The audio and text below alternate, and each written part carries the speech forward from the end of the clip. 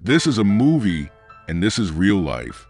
This dark history of South Korea was something that not a lot of people knew about, and the forgotten story just resurfaced recently in the last few years. Did you know that a concentration camp like called the South Korea's Holocaust, or the real-life Squid Games like area actually existed? And this is hopefully the last known dark camps, at least in South Korea. The story only became public, and the public was outraged because of these famous documentaries.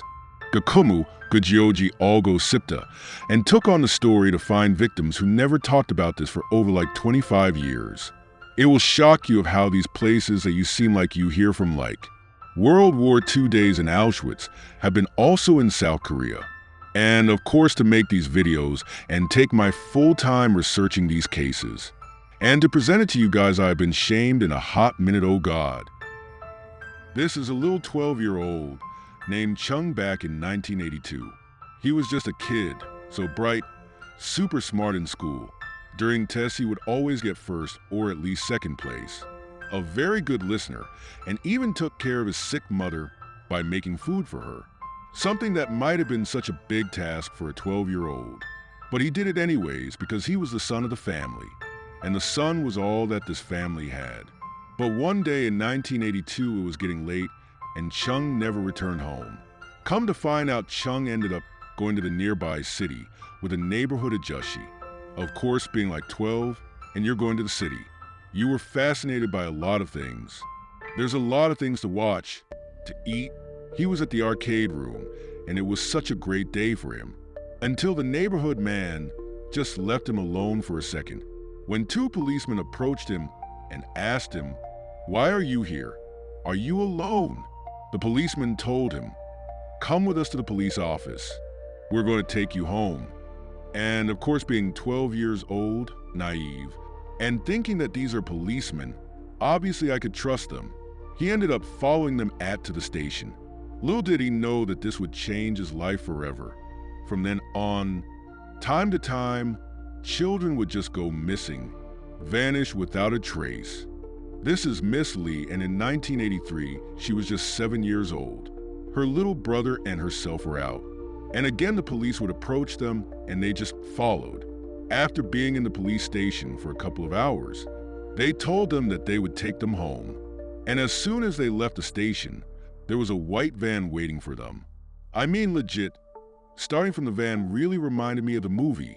Because in the movie, you had these secret vans that would just take people, and they would vanish without a trace. These kids were then forced into the dark van with no explanation, and they realized they weren't alone. There were many other kids and adults and people just mixed, shoved into this tiny van. When they got to this unknown location, from here, this is when hell started. Of course, if not all, a lot of the kids were screaming and crying and telling them like, "Where am I? I want to go home." But the minute you would cry, question, or complain, the guards would viciously start beating these kids up.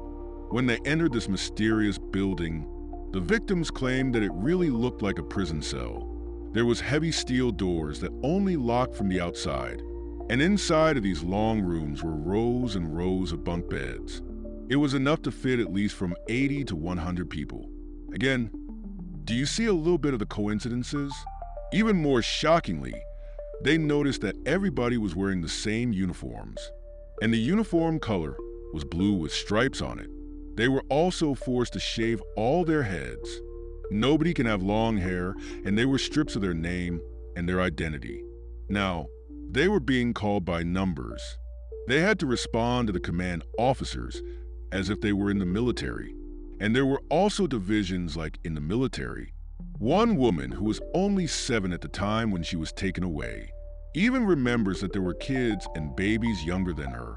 After changing their clothes, they went to bed for the night. Of course, I'm sure like nobody could probably sleep that day. And at 5 a.m. sharp, the alarm started to ring. Everyone started to walk outside.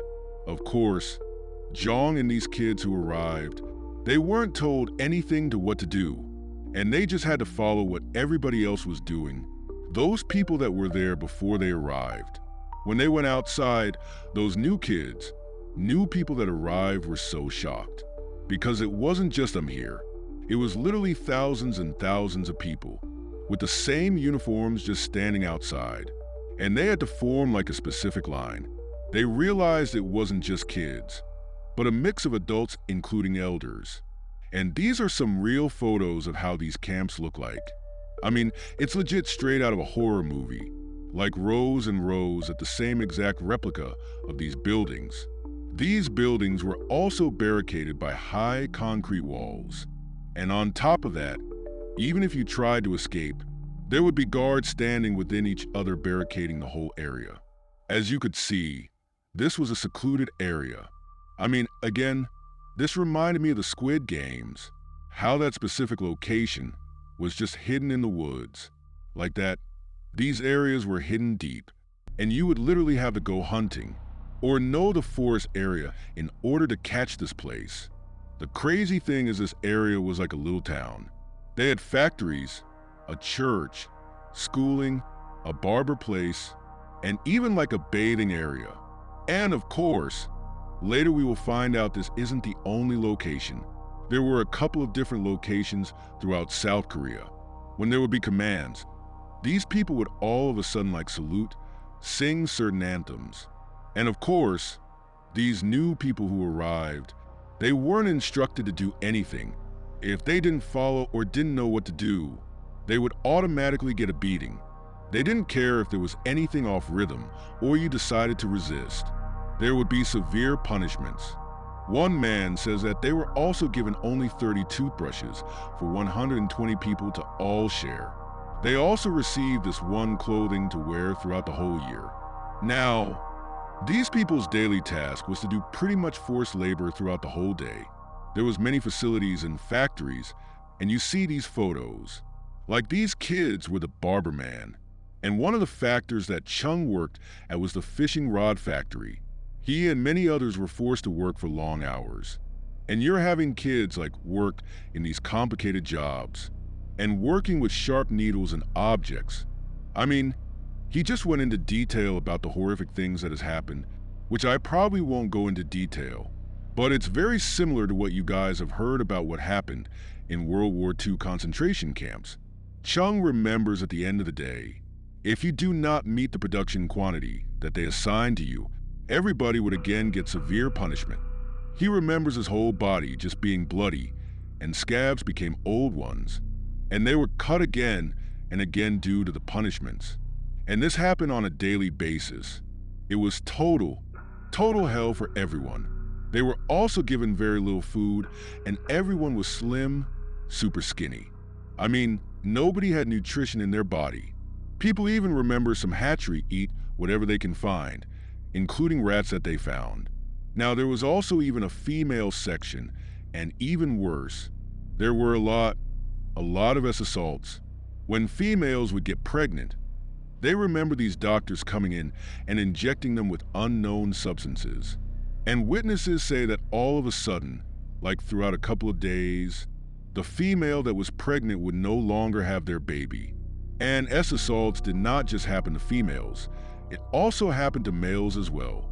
There's these drawings of what the victims remember and what they had to go through. And these details of what the victims had to endure is so graphic that, they themselves also, most of them don't talk about it because it is horrific. So what was this place? What is this random hell place? Why were all these people being gathered? Was it really like for fun and games?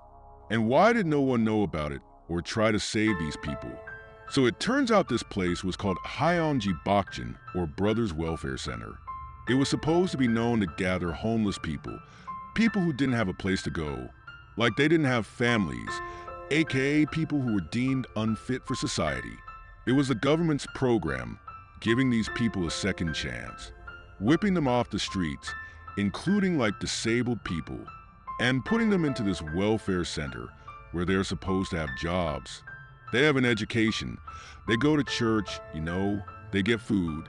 It was advertised on TV as this amazing place that the government gave, as a second chance for those who had no homes. But 70% of these people that were put into these camps weren't people who were just homeless. They were like random people that the police or whoever would just force them in. This is Mr. Choi. He was taken at the age of 14, and he remembers the guards essayed him in front of everybody. Like these guards did not care.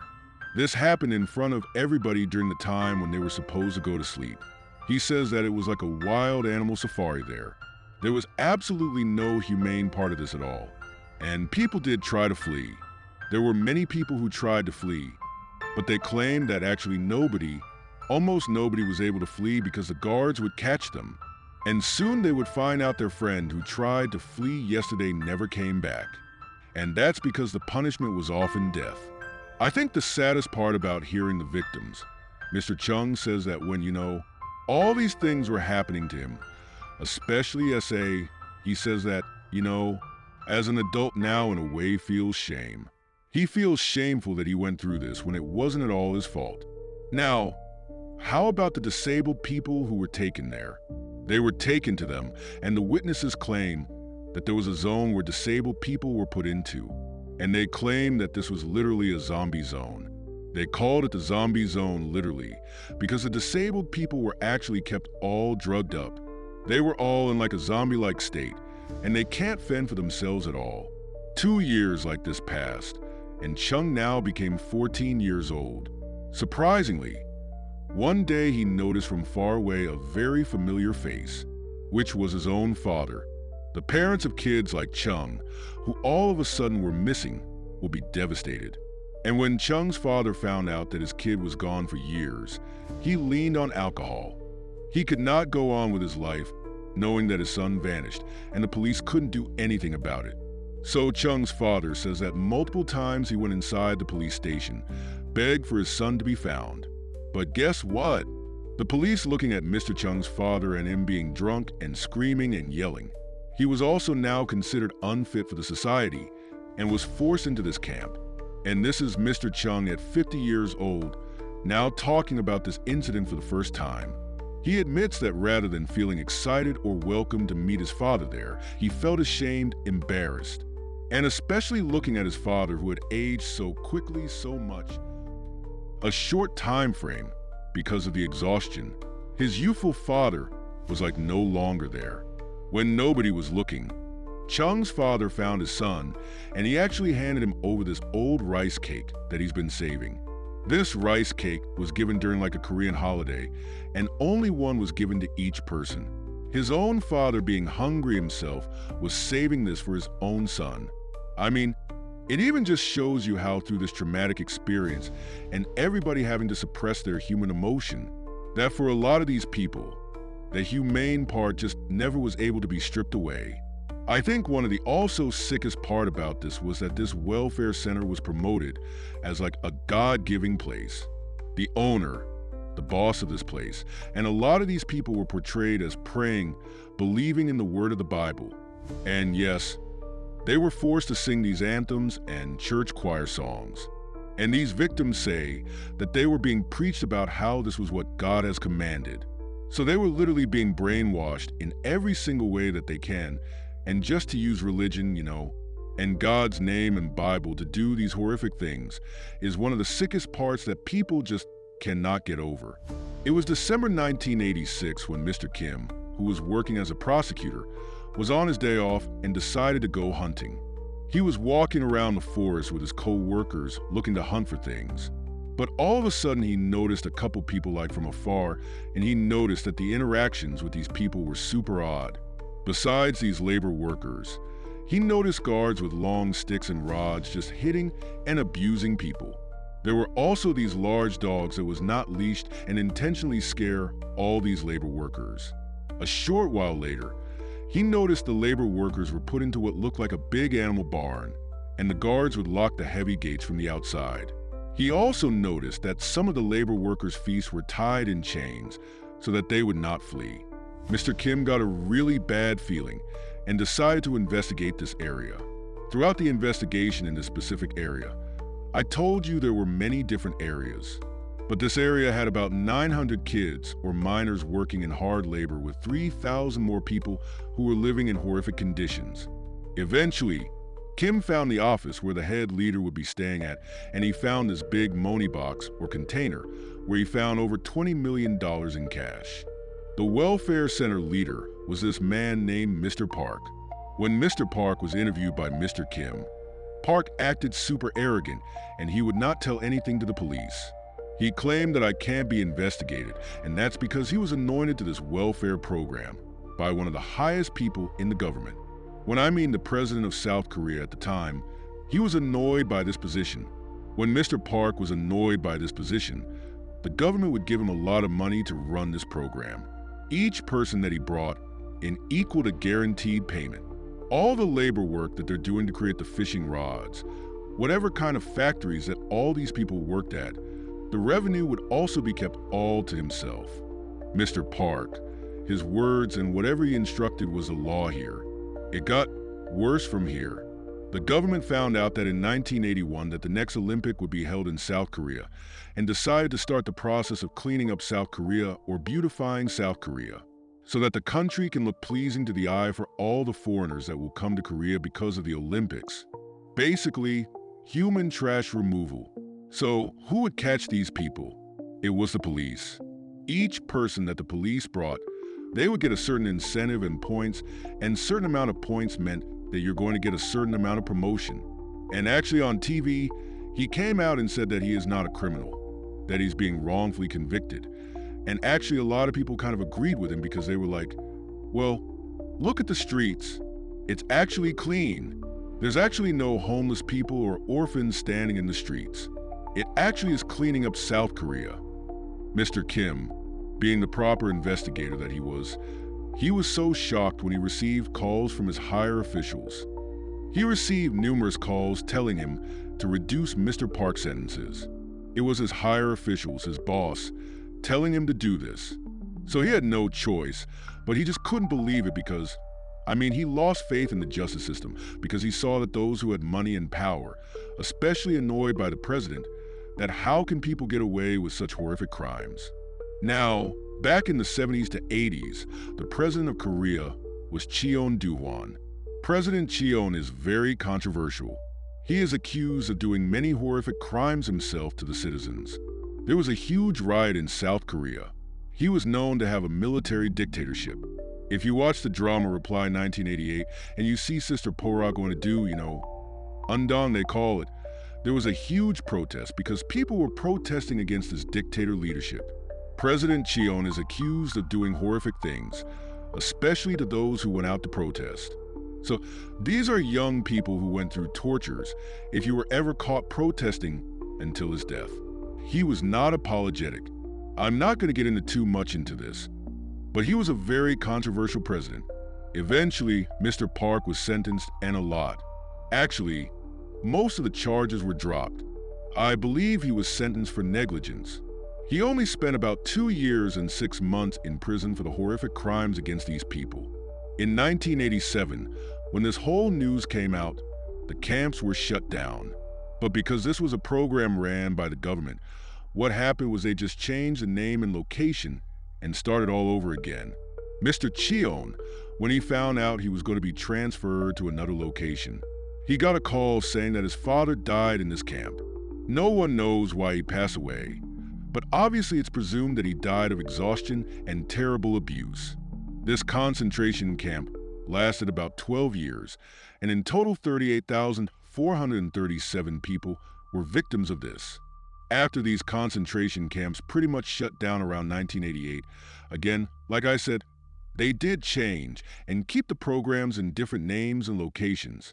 It is said that this amount of brutality did stop, but there are stories out there that even after this, they had to endure unfair treatments. The reason why these people were not able to come forward until pretty recently is because of the stigma. They felt as if they would still be treated as the unfit people and be labeled as that forever. And this is true because a lot of these victims who came out after the program shut down in the late 80s, they say that they didn't just return home. A lot of these people who were taken as so young, they couldn't find their parents anymore. They had to stay in other facilities for homeless or the orphanages. And a lot of them had to be put to mental facilities because throughout all those abuse and drugging, And going through all these trauma made a lot of these kids not develop as a fully healthy, functioning adult. Another man who went to the camp with his older sister. Fortunately, he's okay when his sister became a disabled person after all the traumatic abuse. It was only in 2012, 25 years after the incident, when one by one those who survived this camp stood up in front of the courthouse, finally gathering up the courage to protest and get justice. At first, Mr. Han was the first one to speak up about this, and he was literally like one-man protester in front of the courthouse. Quote, he said, "I am 37 years old now, but the story I'm speaking is for my 9-year-old child self. The most important thing we're looking for is to find normal again. Unfortunately, the court or the police, whoever said that the statute of limitation was long over, that they could not do anything about it. On top of that, Mr. Park, the one who was supposed to be in charge, passed away in 2016. This is a picture of Mr. Park before he passed away, and there are many documentary crews who were trying to get an interview or an answer out of Mr. Park. But unfortunately, he was very weak. Apparently, he has dementia.